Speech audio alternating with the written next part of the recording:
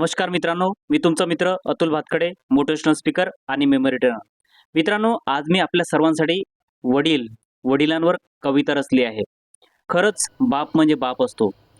खरं तर वडील आपल्याला नारळासारखे टणक दिसतात बाहेरून, पण आतून मृदू, सॉफ्ट आणि मऊ असतात.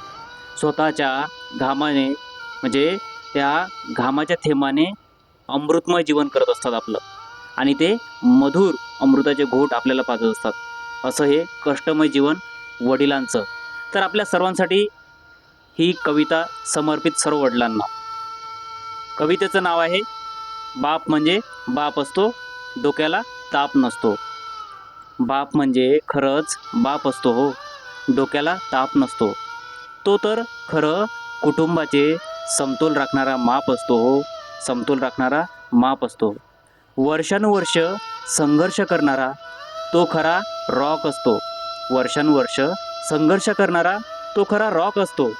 आपल्या आयुष्याचं व संसाराच्या रथाचं ओढणारा चाक असतो. ओढणारा चाक असतो. मुलाबाळांना अंगाखांद्यावर खेळवणारा बैलगाडा असतो. त्याच्या असल्याने आपले जीवन मौज, मजा आणि आनंदात असतं. बाप म्हणजे बाप असतो, डोक्याला ताप नसतो हो. बाप म्हणजे आयुष्याच्या प्रत्येक वळणावर शिकवणारा एक धडा असतो. बाप म्हणजे आयुष्याच्या प्रत्येक वळणावर शिकवणारा एक धडा असतो. संसाराच्या पाठीचा कणा असतो.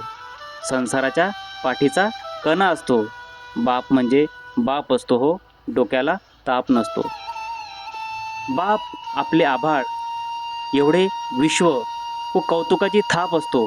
बाप आपले आभाळा एवढे विश्व व कौतुकाची थाप असतो.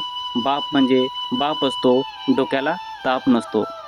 त्याच्या नसल्याने आपले जीवन रास्त फास्त होत असतं. बाप असला तरच आपण बिनधास्त असतो. बाप असला तरच आपण बिनधास्त असतो. खरंच बापामुळेच आपलं जीवन मस्त आणि खास असतं. खरंच बापामुळे आपलं जीवन मस्त आणि खास असतं. शेवटी बाप तो बाप असतो हो. शेवटी बाप तो बाप असतो. धन्यवाद मित्रांनो.